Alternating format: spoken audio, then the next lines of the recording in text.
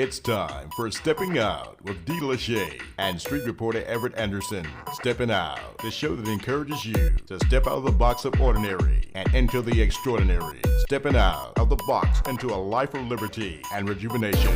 And now, here's your host of Stepping Out, D. Lachey. Welcome to Steppin' Out. I am your host, D. Lachey. Today I asked the question, can a marriage survive infidelity? In a society where divorce is as common as taking selfies, can a couple rekindle the love and beat the odds? I have a couple today who say they have beat the odds and to this day have remained married for 25 years. Please help me welcome Bishop Jeffrey and Shemaine Perkins. Hello, thank you all for being here. Thank you for inviting us. So, Bishop Perkins, let me ask you, the saying is, what's done in the dark always come to light. How was your affair exposed? Did you tell your wife, or was it exposed by some other means? No, I didn't tell my wife. I was caught, to be honest, in not in the act, but with another woman. I was caught. I had left the house, and I said I was going to the store, and I was gone for what should have taken 30 minutes. It took 6 hours. It was late in the evening, and so when my wife woke up, I was not there, and her woman instinct brought her out to see what was going on, and so it was exposed simply because I was caught. So let me ask you, from a person's perspective, on the realm of doing the cheating, not necessarily from a man's perspective, but from a person that cheats, do you feel bad during the process? During? Yeah. No. So you never felt bad? No, you don't feel bad because it's a selfish act. You want what you want. And at the time, you're not thinking about who it's going to hurt or what the consequences are going to be. It's a pleasure thing, and you want what you want when you want it. When your wife caught you, did you immediately come clean? No. That would be unmanly. Unmanly? Yeah. In the Neanderthal way. Right. No, I didn't come clean because who wants to admit that they're wrong? In today's society, and I know it was back then when this happened, but in today's society, we want to be right. People want to be right, whether it hurts you or not. I want what's best for me, and I want to be right. So when I was confronted with it, I lied. I made excuses, and I pointed it, and not at myself. I pointed it in a different direction. I tried to deter her from the affair part of it to the troubles that were going on in the marriage. What did it take for you to admit that you had an affair? Do we have time for that? Because it was a process. When it happened, we had a home and a family. And immediately, I was not kicked out of my home. But I'm a very spiritual man, and now, at the point, I guess I was spiritual then, just didn't recognize it. Right. And I had a home that I was able to see. I had a family that I was able to see, but I was not able to join them. And I became homeless. And that may sound like an oxymoron, because how can you have a home and be homeless? Well, physically there was a home there, but I was not allowed to enter it. And so I spent about 2 months on the streets of Nashville to where I couldn't be with my family.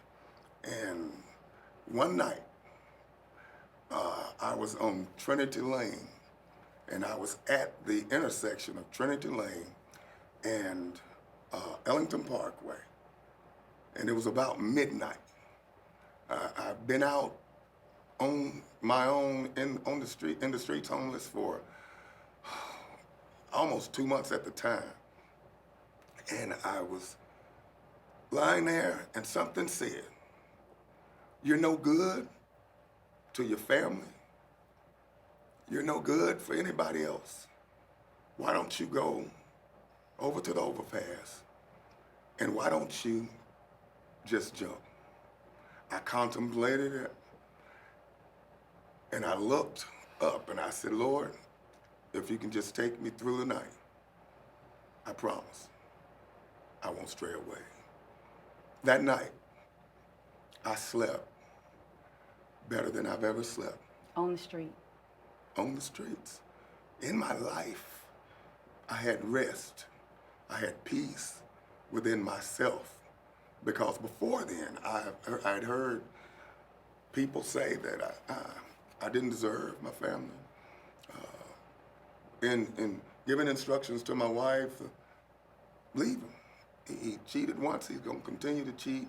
He's no good for you and all these different things. And I had two options. I had to live or go out in a selfish manner. Because even though I had betrayed my wife, I could still be a father to my children. But if I took my life, that would have been a selfish act and they would not have a father. And so God let me rest by a bush. And I know that sounds like a cliche or a Bible study, but that's what happened. And I woke up that morning, I was still homeless. I still wasn't able to go to my family, but something on the inside of me said, if I ever get back, I'm not gonna betray her again. And that was the changing point in my life. When you seen her after that night, what did you say? I would say, I say what Eddie Murphy said, "Baby, baby, please." But I didn't. I just asked her to forgive me. And I told her that I knew what people were saying. And I asked her, could she love me again? And we hadn't been spending time with each other. But after that, we began to spend time with each other. There was nothing intimate. Well, it was intimate, but it wasn't physical. Right. Because we had to find what we had before. I had to understand that it wasn't all about a physical thing with her, but there was something that we shared that was far beyond what the physical could ever do. And so we began to spend time together. You know, when you ask for forgiveness and, you know, we know about the person that has been hurt, what they feel. As far as the person who did the cheating, how does it make you feel to look at that person and see that hurt? How does it make you feel at that time? When I came to my senses, it hurt bad. Because how can I say that I love you and then inflict that much pain upon you? So it hurt me deeply when I came to my senses. Again, before, there was no care. But when you realize the pain that you cause someone, if it doesn't hurt you, you need to check yourself. Because there's something going on within you. If you do something to somebody and it hurts them deeply, or if it just hurts them and you don't feel any remorse about it, something's wrong within you. Right. And so it hurt deep when I realized what I had done. Is there any, for you, were there any after effects of that affair, any, as you would say, residue or any effects, ripple effects from that affair? Yeah, in my mind, when I leave, or if I'm late, or if something's going on, I wonder what she's thinking. When certain words would come out of her mouth that were not meant to throw a dart at me. I was on edge. Oh, you trying to pick, you this, you haven't truly forgiven me. It's rough. It was rough. It was real rough. Because in the back of your mind, you're asking yourself, okay, she says, she act like it, but does she truly forgive me? And so not only is she on edge, you always got your guards up. Okay, is she gonna attack? Is she gonna bring it up this time? So yeah, I would say there was quite a bit of residue. Thank you. We will be back after these messages, continuing our conversation with the Perkins. We live in a world where no one wants to be a loser. But what happens when losing means winning? What are we referring to, you ask? We are talking about inches. Yes, losing inches and shaping your body. The Stepping Out Transformation Project of 2014 is being led by the talk show host and author Dee Lachey and Miss Monica McLaurin.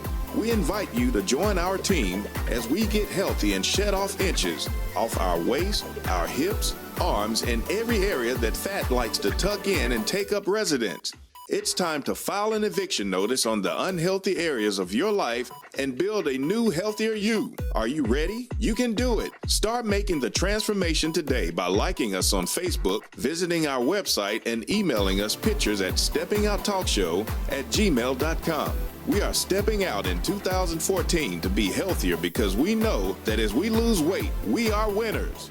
My name is Vince Dixie, and I work with Bail You Out Bonding.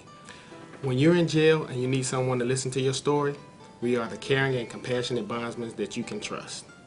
Here at Bail You Out, we do nationwide bonding. We have late night, overnight bonds because we're open 24 hours a day, 7 days a week.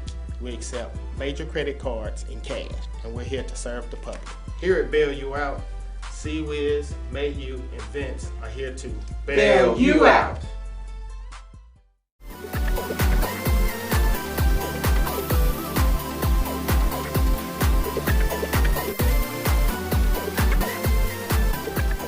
We are back in the studio with Bishop Jeffrey and Shemaine Perkins talking about surviving infidelity. Okay, Bishop Perkins, you talked about every time you leave the house, you wonder what she's thinking or what she's feeling. So I would like to ask you, Ms. Shemaine, you being the person that experienced the infidelity, what were you feeling and what were you thinking? Well, I could sit here and I could tell you that it was easy, but you feel betrayal because you have exposed yourself to someone and giving yourself, I met him when I was 14. I was 14 years old. And so I've loved him that long. And what I felt was betrayal. It was betrayal of, how can he do me like this? Did it make you look at yourself and think maybe something is not right with me, or? At the time, I was young. So I was thin, I was attractive. It didn't make me look at myself any differently. It made me look at the next person and be like, you don't want me? Look at that. You know what I'm saying? Right. Look at me, Right. I'm not gonna tell you it didn't knock my self-esteem down a little bit, because it did, but I bounced back. But as he said, every time he went out, every time he didn't call when he went out, there was some doubt, of what's going on. As a woman, how did you keep the family together, even though you're dealing with personally your hurt and pain of the betrayal? How did you hold family together? Number one, love God. Number two, love husband, and number 3, love children. You have to keep your priorities in order. Things are going to happen in life, but do not let that determine who you will become. Right. Because you can become very bitter. You can become. Did you have bitter moments? I had bitter moments. Rage. I had some bitter moments. I had some rageful moments. I had some ugly words. I went through all of it, emotionally, physically, and mentally. I went through all of it. But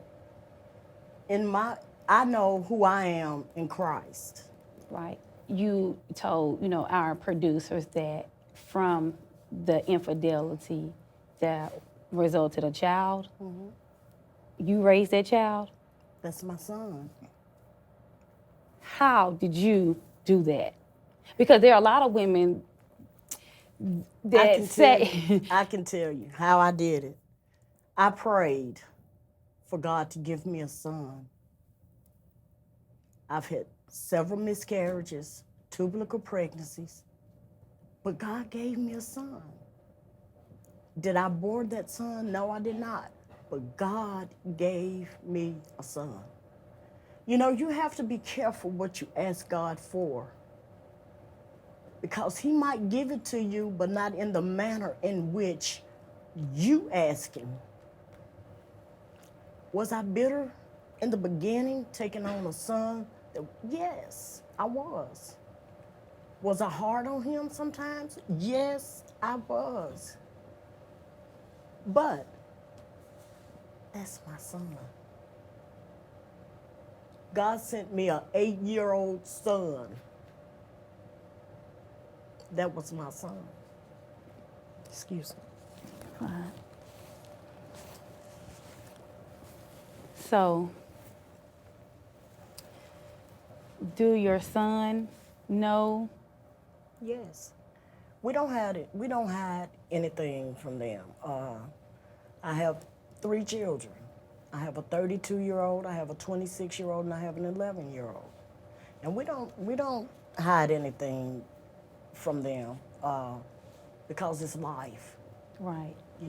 You try to set an example in front of, concerning them, that when they get older, they can take a different route on how they treat people and individuals.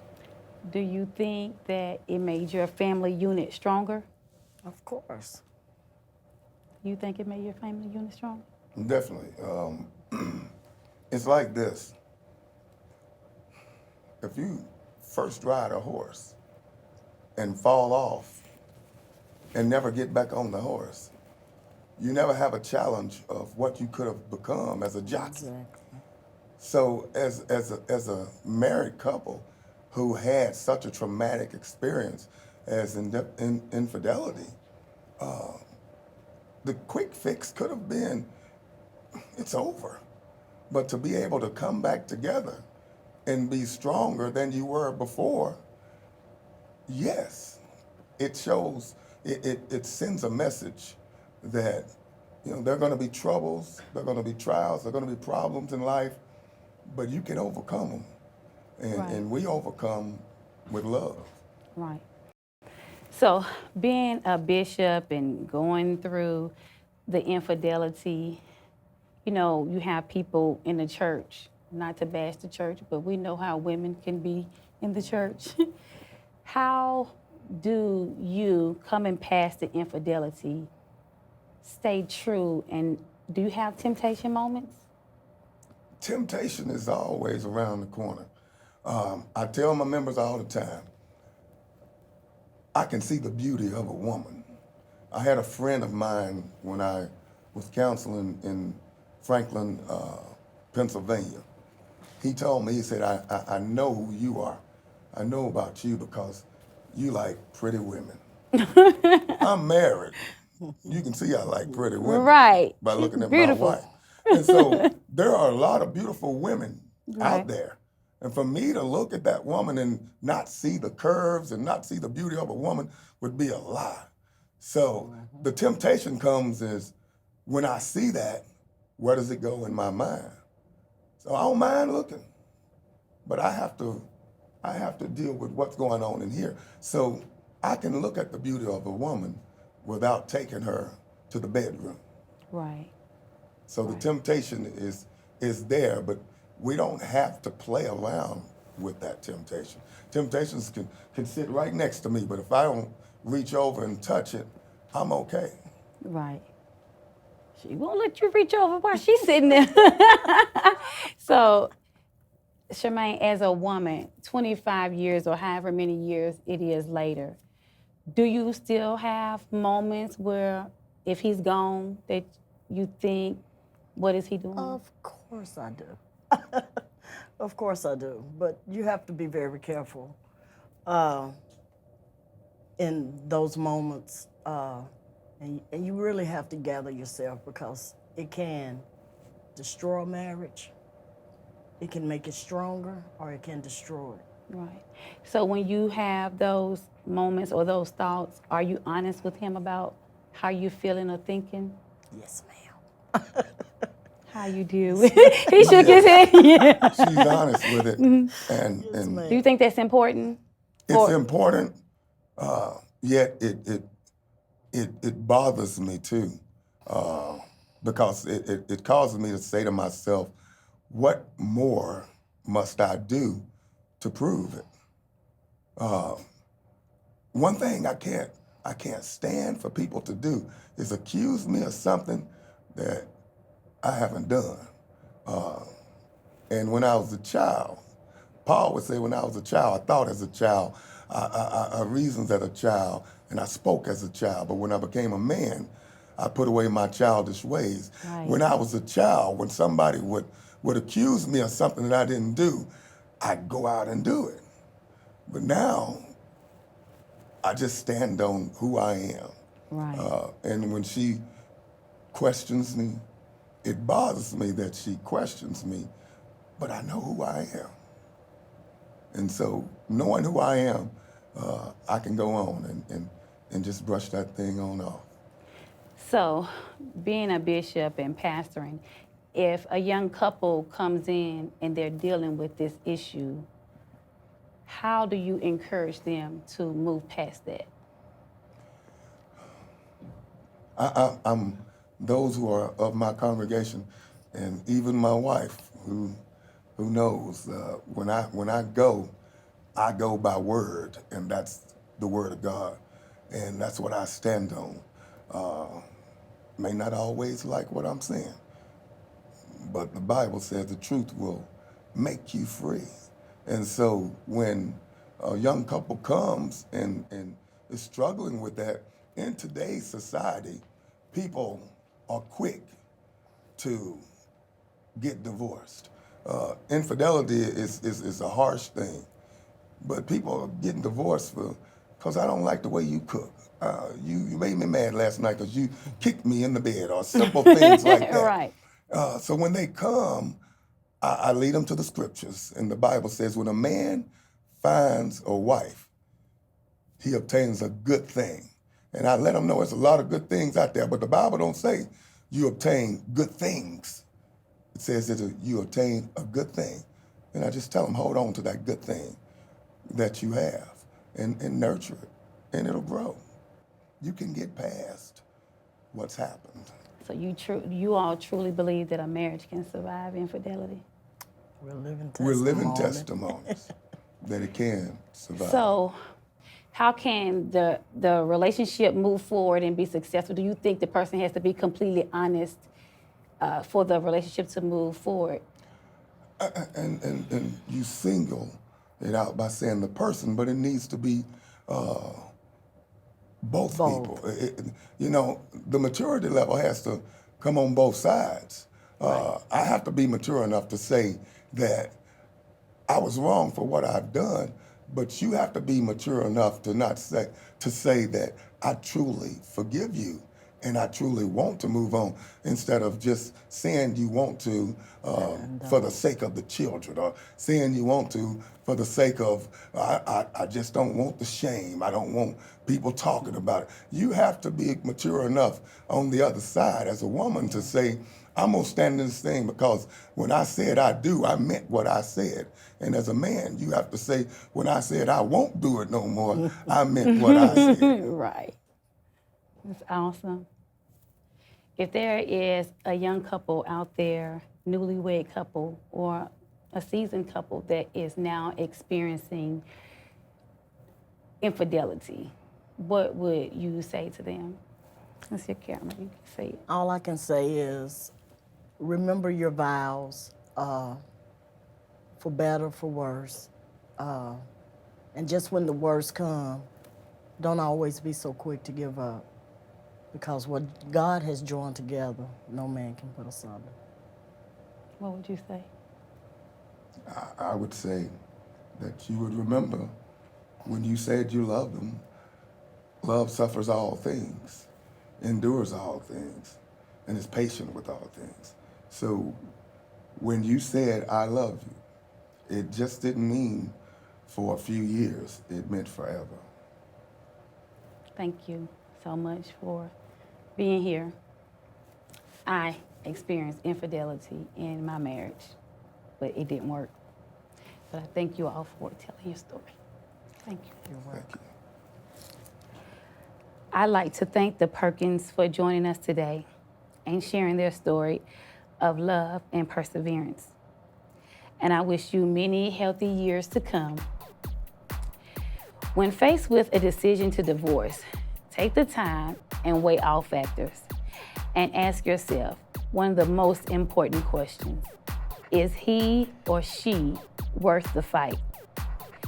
The decision to divorce or not should not be based on being biased or an angry family, but based off of you and your spouse alone.